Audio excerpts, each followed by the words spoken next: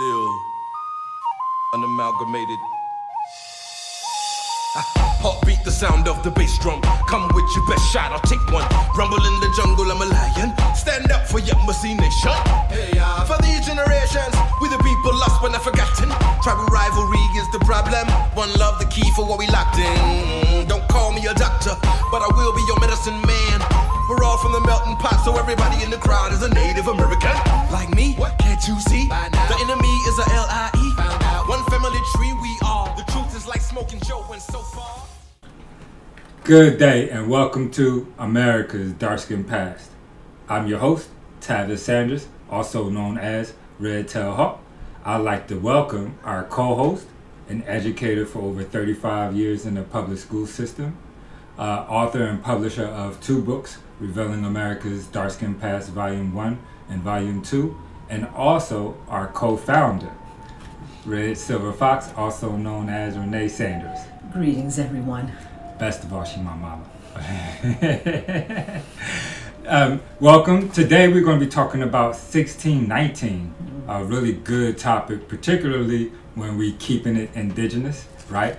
And recognizing that a large part of indigenous history has been dismissed and removed from the American story, you know, and how it was established, particularly with regards to 1619 and the stories that have been told over the centuries, you know, how some things have changed, how terms are being changed directly referencing the people, which would really change the course of history here in America. Yes. You know, and specifically when we talk about history, right? This is a history show. We are talking about America's dark-skinned past.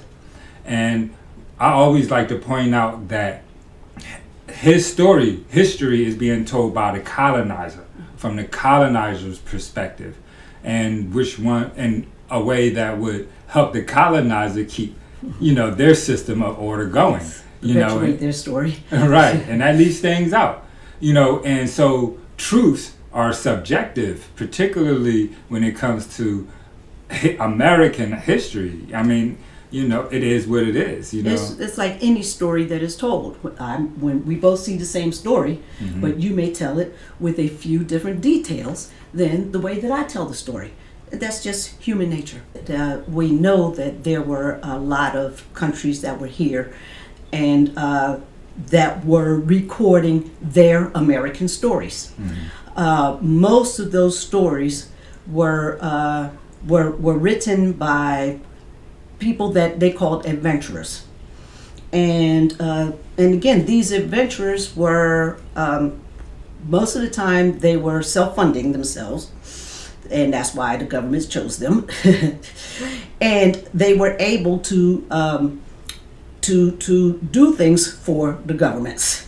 Okay. And so when they were writing, when they were recording their story, a lot of times they may kind of add some details there again to make it so that they can maybe get some more funding. So a lot of times some of these stories were a little fanciful, but they were written by a lot of times the ones who were the ship captains or the explorers, and these were the people that were recording these stories. And what were they called? Just for they were called adventurers. Okay, so just for prosperity's sakes, an adventurer is a person who seeks power, wealth, or social rank by unscrupulous or questionable means. And you know, I reference that to a pirate. Like, ain't that a pirate? Somebody that do things for unscrupulous means? But we're gonna digress for a moment and we'll move forward. Well, right? that's not really a digression. That's really what the adventurers were, pirates. Okay, so it's not a digression, but we'll move forward though. Okay, well, let's get back to the story of 1619. Okay, and the story is that there was a Dutch man-of-war ship that dropped off 20 or so Africans or 20 or so Negroes into Jamestown that the colony paid for. In the document it says victuals, but for supplies, you know, so it was an exchange there. we know the story from the notes from the secretary of the colony. The secretary of the colony was James Rolfe. And so we know what happened through his words, okay? And he worked for the Virginia Company. The Virginia Company is the company that was responsible for setting up the Jamestown colony. And the Virginia Company paid for everything. It paid for it paid for all of their food. It paid for all of the things that they would need, all of their supplies. It paid for the people being there. It paid for the housing. It paid for their clothes. It paid for the ships. It paid for everything. So the Virginia colony was paying for everything. And the Virginia Company was a stock company. It was called a joint stock company. So what it was is that they had people that were paying for stock for the Virginia Company, and it would ship these companies. It was supposed to be two companies. It was originally supposed to be the Virginia Company, and then there was supposed to be a Plymouth Company. The Virginia Company was supposed to go up to a certain parallel, like maybe to somewhere around New York, and then the Plymouth Company was to pick it up from there and going up north. After getting involved with the Virginia Company, the Plymouth Company just kind of got postponed until about 1620. Okay. But there was another company that did get formed in between that was called the Summer Isles, which was named after a gentleman by the name of Mr. Summers, who was also one of the investors in the Virginia Company. Oh, yes. Okay. You know, but yeah, so those were the things. But again, the Virginia Company was paying for every single thing that was there for the colony. It was an investment. It was an investment. And what was supposed to happen is that after a certain number of years, all the investors were supposed to get their money back. Okay. Well, you know what? Let's push pause right there for a second, give us an opportunity to thank our sponsors, and we'll be right back with more of America's Dark Skin Past. You're watching America's Dark Skin Past on Philly Cam. Welcome back.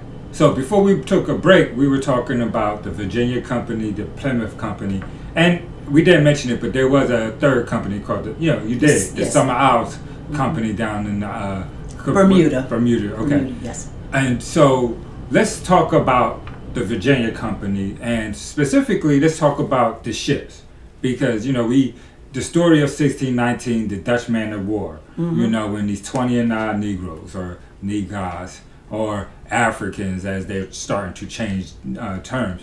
Let's talk about that story for a second, but specifically let's start with the ships, because I think that story matters. Yes, okay, so the ships.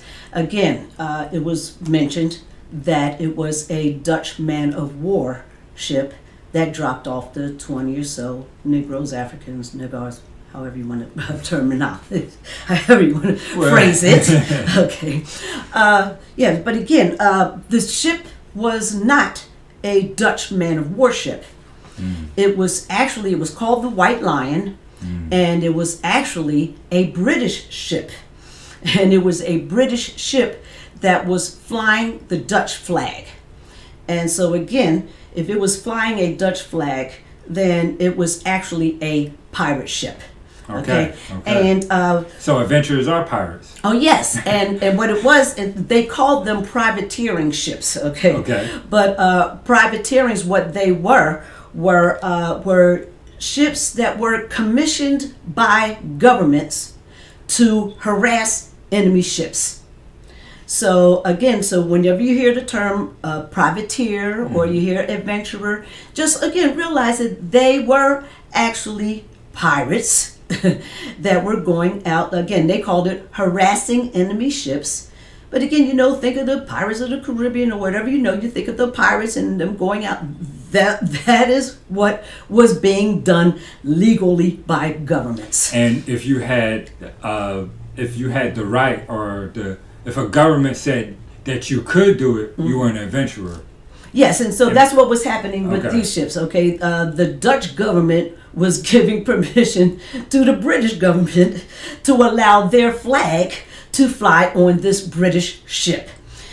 So so now you have this ship, the White Lion, which now met up with another British pirating ship called the Treasurer. Okay. And these two ships met in the Gulf of Mexico, and that is where their pirating adventure started there. Okay. In the Gulf of Mexico. The owner or the captain of the ship, by the name of Samuel Argall, he was the owner of that ship, but he was also one of your adventurers. He was part of the Virginia colony. He was part owner of the ship, along with the gentleman by the name of Lord de la Warr. All right. So the two of them were owners of this ship.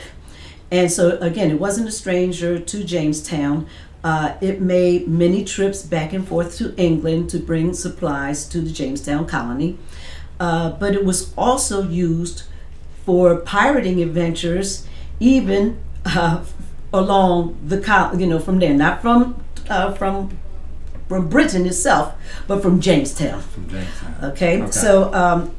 So again, the captain of the ship, Samuel Argall, would go out. Originally, they would just go out and use it for fishing, and for like again, the needed supplies maybe from England, But again, Samuel Argall, he's a pirate, so he would go out on pirating adventures to bring back the spoils to Jamestown. Right.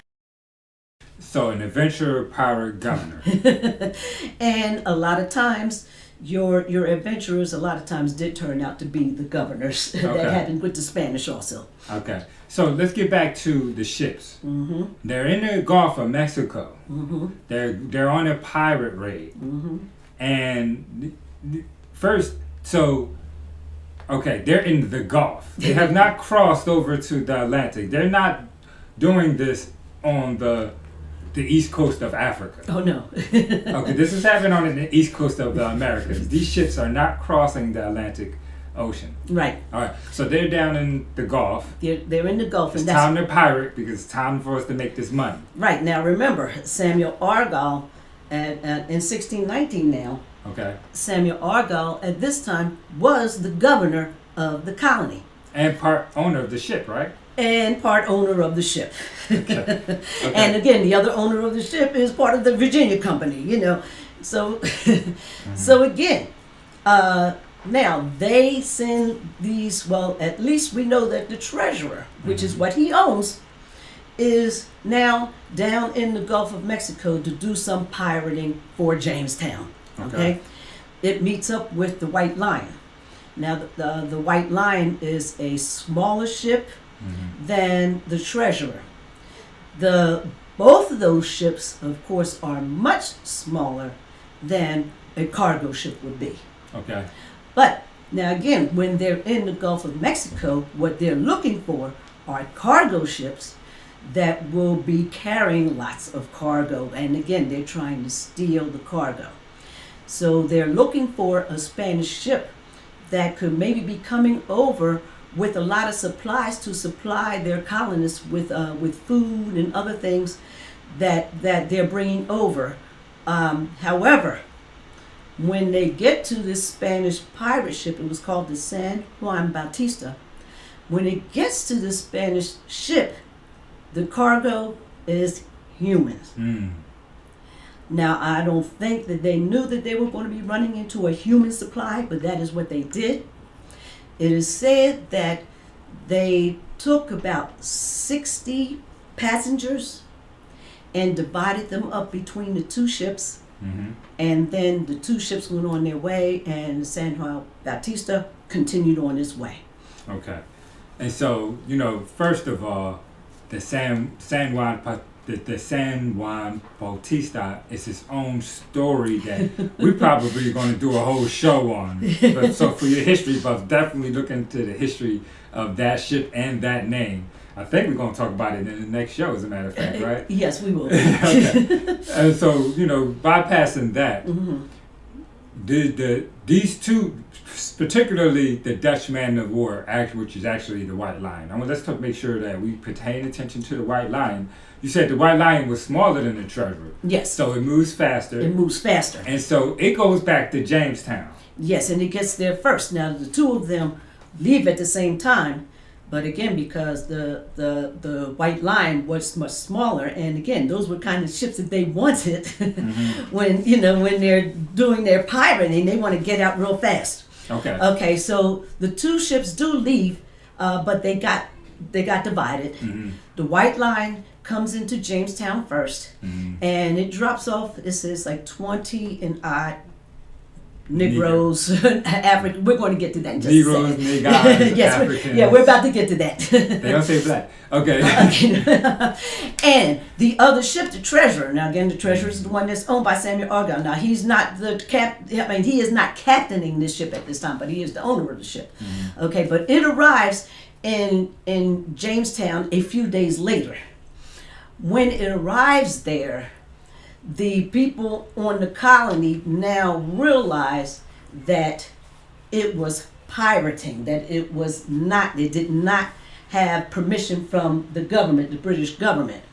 So when the treasurer found that information out, it says that they dropped off maybe about 5 or so people, and they quickly left Jamestown and then went to their other establishment, the Summer Islands or Bermuda.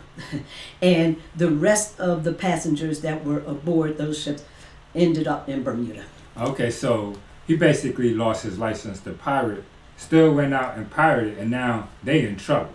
And so he bounced. Oh yeah, he got out real quick. Which is a whole nother story. Again, that's another story. We'll talk about that at another time. Yes. And again, so we're talking about these ships, and now specifically the White Lion, right? This Dutch man of war, and now we have this cargo, but it actually winded up being people. Mm-hmm. Coming from a ship that was in the Gulf of Mexico. In the Gulf. This ship was in the Gulf. These people, they found these people, they split them up. The White Lion could only take a few. They took their 20 and odd. They land, they go back to Jamestown, and now we have our 1619 story as is today. Yes. All right, however, we need to pay attention to a lot more because, again, we just pointed out the fact that these people came from off of a ship in the Gulf. They didn't come directly from Africa. Right. Yes. We know that for certain. Yes. And so what else can we learn if we, read further into the story? Well, wait a second. Before we say that, we got to take another break. Okay. All right. And so when we get back, we promise we're going to finish this story off and give you a lot of information that you got to go now and verify for yourself, right? That's right. All right. So we'll be back with more of America's Dark-Skinned Past. Greetings. I'm Red Silver Fox, co-founder of Indeed Indigenous Education. And I would like to invite you to visit indedushop.com. That's indedushop.com, and help support our mission to educate the public of the omitted history of the brown and dark-skinned indigenous population of the Americas. And as always, we would like to thank you for your support. All right, welcome back. So, we're about to close the show up. And we left off speaking about the 20 and odd Negroes that were dropped off, Negroes that were dropped off by this Dutch man of war ship, which was actually not a Dutch man of war. It was called the White Lion, and it was pirating in the Gulf of Mexico, where these people actually were picked up off of the cargo ship.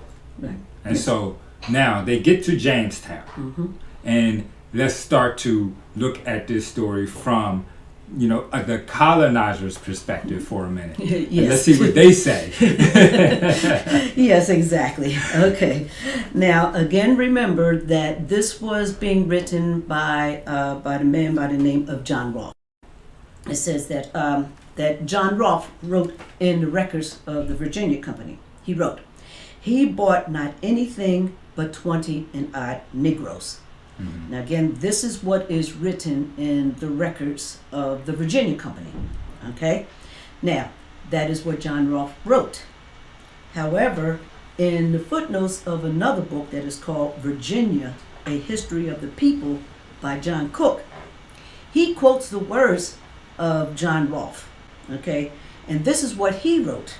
It says, Rolfe then at Jamestown says, to begin with, this year, 1619, about the last of August, came in a Dutch man of war that sold us 20 nigars. It is also recorded in the General History of Virginia by Captain John Smith. So again, this is the John Smith who Pocahontas was supposed to have saved. Another story. Okay. So many different stories. Oh my goodness. We could do history for the rest of our lives and still not share enough of this story with y'all, man. Okay, but anyway, in his book, in his description, he wrote, about the last of August came in a Dutch man of war that sold us 20 nigars.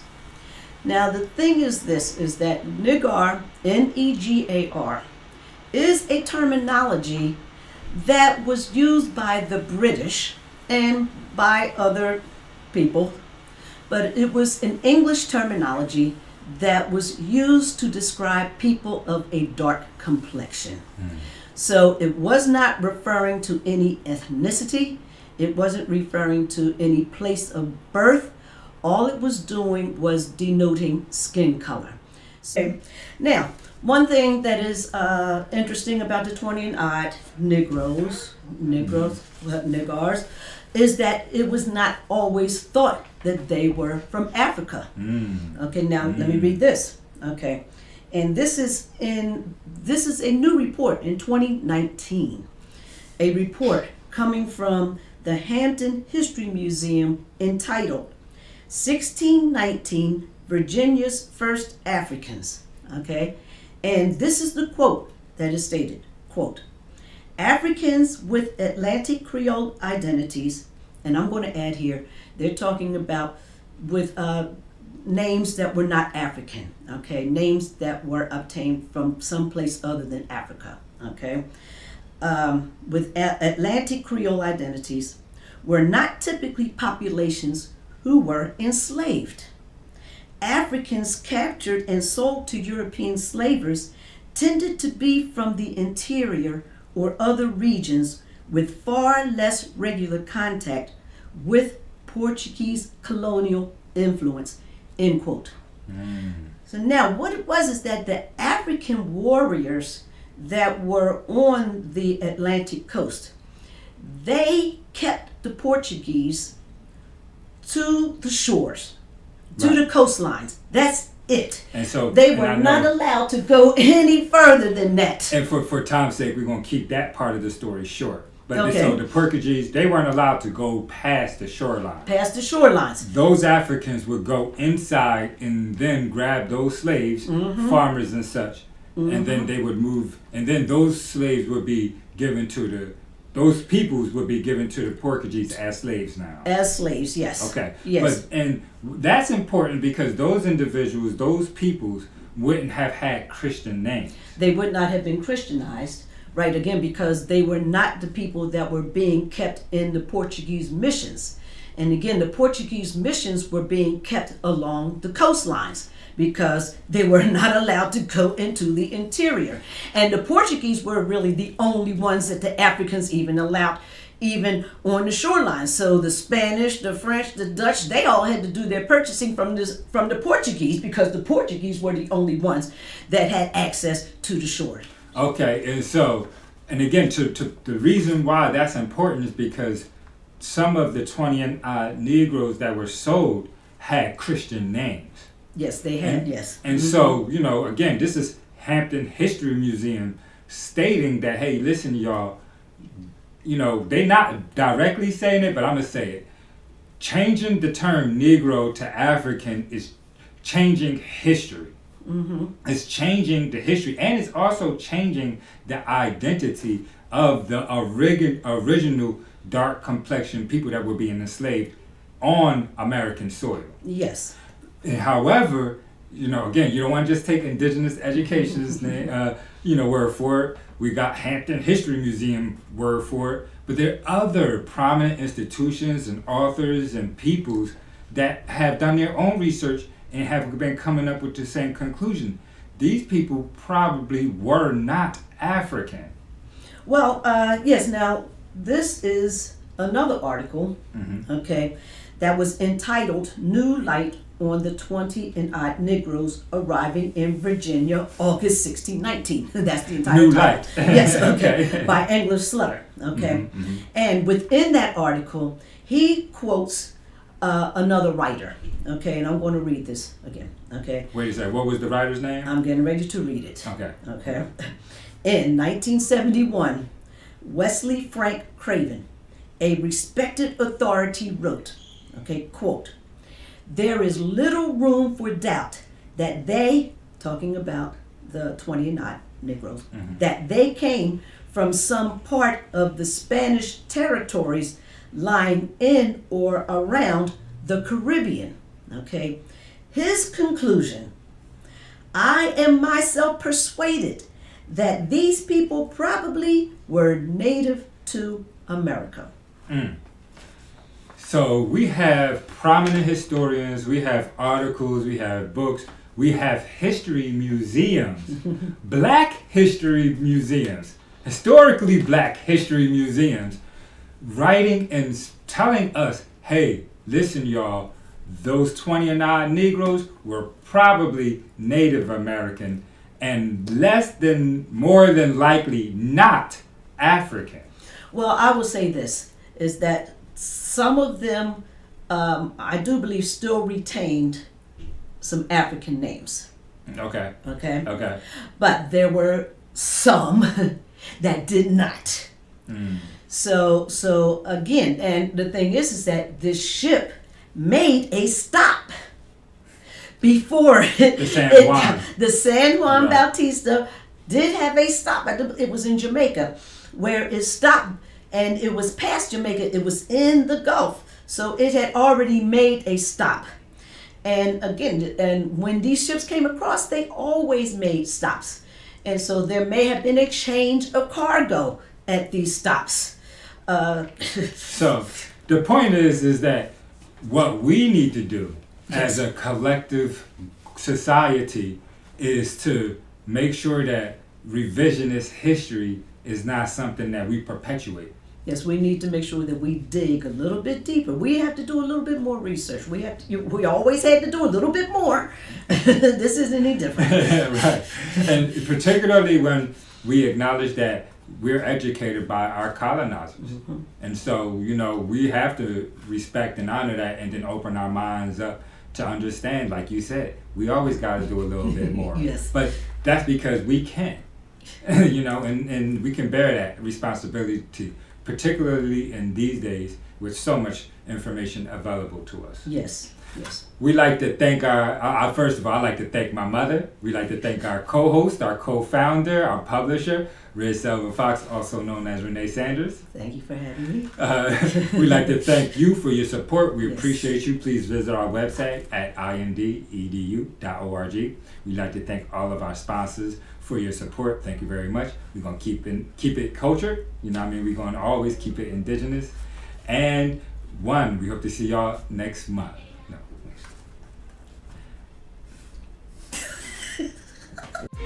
Children of the sun, this is your cycle. If we can end the tribal rival, we can hold the highest title. Let's become one.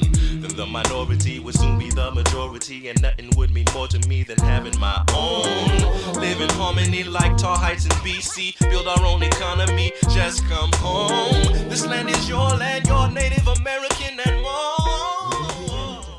We would like to thank our sponsors, Keeping It Cultured, where you can find graphic apparel featuring Indigenous-inspired messages.